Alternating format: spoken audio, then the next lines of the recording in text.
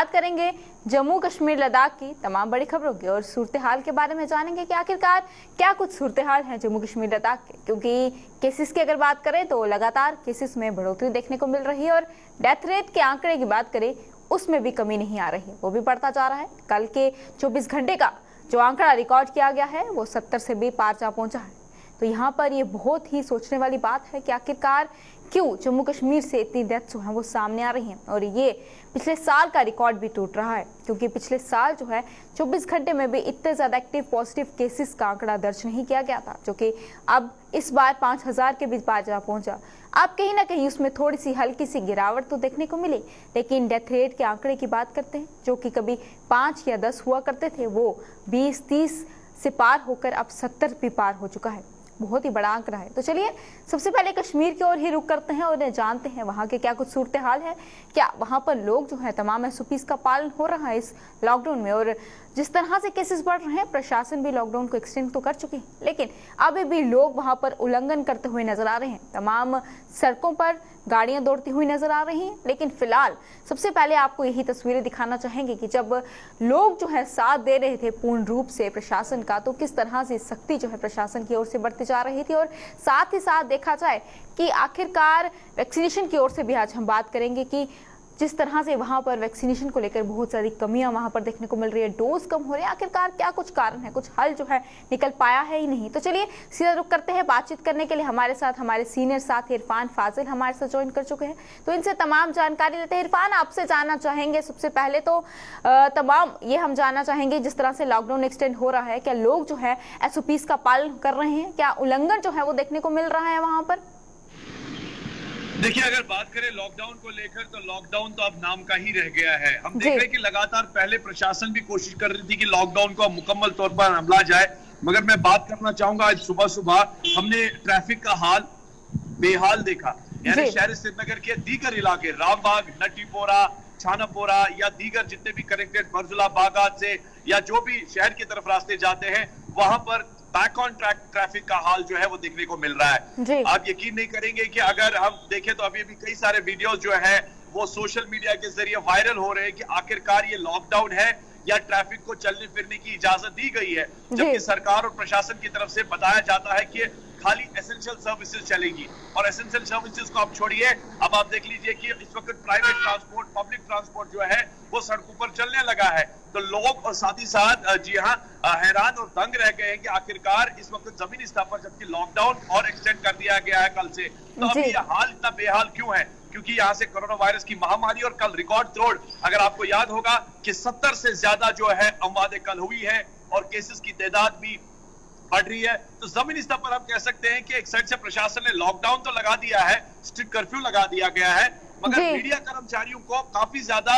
इस वक्त जी हाँ झेलना भी पड़ रहा है। यानी जितने भी मीडिया के रिपोर्टर्स हैं, ग्राउंड पे जितने भी कैमरा पर्सन्स हैं, उनसे अब पुलिस जो है पूछताछ कर रही है कि वो कहां जा रहे हैं, जबकि मीडिया को IG की तरफ से, पुलिस के सरबराह या डिस्ट्रिक्ट एडमिनिस्ट्रेशन की तरफ से उनके कार्ड को लेकर जी हाँ एक्सेस दी गई है। मगर आई कार्ड को छोड़िए, अब उनसे पूछताछ की जा रही है कि आप जब तक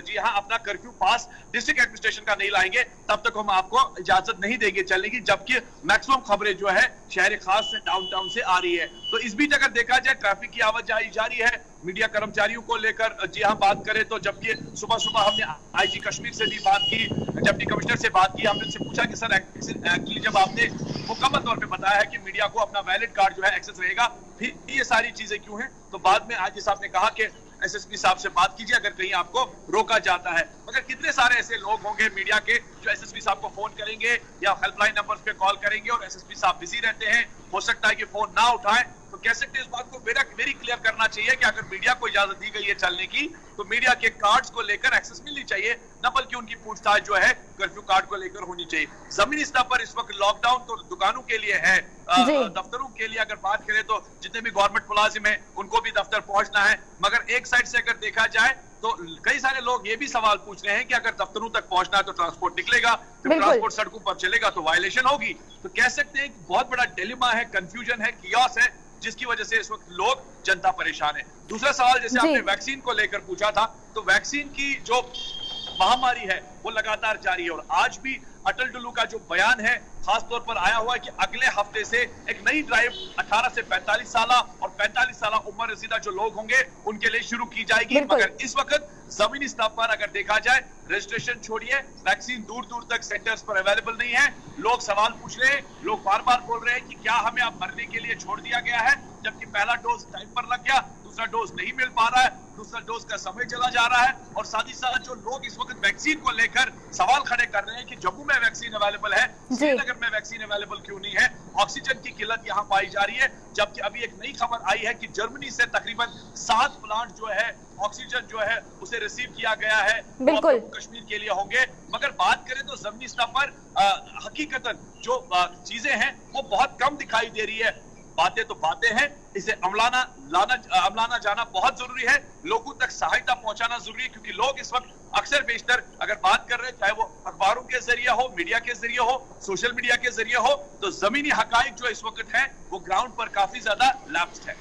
बिल्कुल इरफान, इस बार भी कहीं ना कहीं तमाम जितने भी वादे हैं वो जमीनी स्तर पर उनका असर जो है वो कहीं पर भी दिखता हुआ नजर नहीं आ रहा। वहीं पर जिस तरह से अगर ट्रांसपोर्ट की बात करते हैं तो आखिरकार जब लॉकडाउन है तो ये सब लोग जो बाहर निकल रहे हैं, जितने भी तमाम एसओपीज का उल्लंघन करते हुए नजर आ रहे हैं, ये कौन है? और साथ ही साथ ये भी यहाँ पर ये सवाल उठता है इरफान की ईद के मौके की बात करते हैं तब वहाँ के तमाम लोगों ने ये बात कही थी कि हाँ प्रशासन के साथ है और अगर हम अंदर रहेंगे तो कहीं ना कहीं इसमें गिरावट जो है देखने को मिलेगी, लेकिन उसके बावजूद अब भी ये उल्लंघन करते हुए नजर आ रहे हैं। और ये अगर वो लोग हैं जो जॉब पर जाना चाहते हैं तो आखिरकार प्रशासन की तरफ से लोगों को क्यों तंग किया जा रहा है?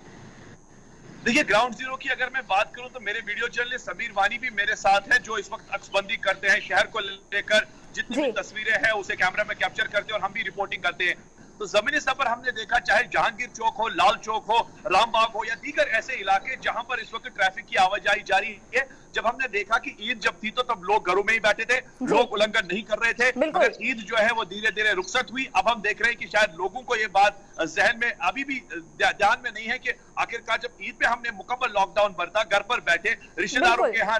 मुबारकबाद देने नहीं गए, तो अब क्यों ये सिचुएशन जो है बदल रही है? जमीनी स्तर पर एक और बात यह भी है कि अगर सरकारी मुलाजिम को दफ्तर पहुंचना है तो आपको मालूम है कि इसमें गवर्नमेंट ट्रांसपोर्ट बंद पड़ा हुआ है, तो पब्लिक ट्रांसपोर्ट चलेगा, प्राइवेट ट्रांसपोर्ट चलेगा। जब ये चीजें भी होंगी, उसके बाद आपने कहीं बैरिकेड्स लगाए हैं या खारदार तारों से रास्तों को बंद किया है, ट्रैफिक का एक हजूम होगा और ट्रैफिक के हजूम में वो भी एक सोशल डिस्टेंसिंग की धज्जियां वहां पर उड़ाई जा रही है, वायलेशन हो रही है। और कई सारी अक्सबंदी जब वहां पर कैप्चर होती है तो दुनिया भर तक खबर पहुंचती है कि वायलेशन हो रही है। सरकार को स्ट्रीमलाइन करने के लिए इस बारी बहुत अच्छे इकदाम उठाने चाहिए। अगर सरकारी दफ्तरों तक मुलाजिमों को पहुंचना है तो उसके लिए रूट मैपिंग होनी चाहिए, बाज़ाब्ता तौर पर सिक्योरिटी को मुकम्मल तौर पर समझाना चाहिए कि अगर मीडिया ग्राउंड पर रिपोर्ट करती है तो उन्हें रोका ना जाए, और जो वायलेशन करता है, कल भी हमने देखे कई सारे चालान हुए, कई सारे फाइन हुए, कई सारे एफआईआर हुए वायलेटर्स के खिलाफ। मगर इससे बात नहीं बनेगी जब तक लोग घरों में खुद नहीं बैठेंगे, सिचुएशन हैंडल नहीं करेंगे, सुधरेंगे नहीं, तब तक मुझे लगता है कि ये हाहाकार जो है लगातार जारी रहेगी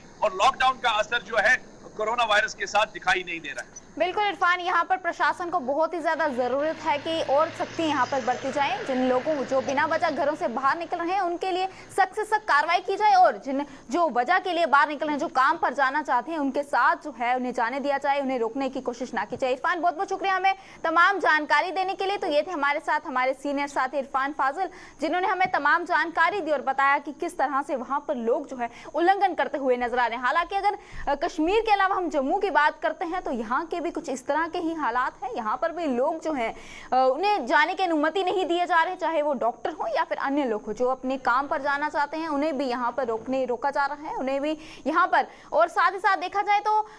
तमाम एसओपीज का उल्लंघन करते हुए यहाँ पर भी लोग नजर आ रहे हैं। हालात कहीं यहाँ पर ये है कि प्रशासन को भी यहाँ पर समझने की जरूरत है, सख्त कार्रवाई लेने की जरूरत है, और साथ ही साथ लोगों को भी समझने की जरूरत है, क्योंकि जिस तरह से ईद के मौके की बात करते हैं तो ईद के मौके पर इन्होंने बड़ी मिसाल यहाँ पर कायम की थी कि जिस तरह से ईद के मौके पर भी तमाम लोगों के घर नहीं, अपने रिश्तेदारों के घर ना जाकर खुद ही घर पर ईद मनाई और नमाज जो है घर पर ही अदा की। तो इसको लेकर आज आखिरकार ऐसा क्या कुछ हो गया कि तमाम एसओपीज का उल्लंघन करते हुए तमाम लोग जो है नजर आए।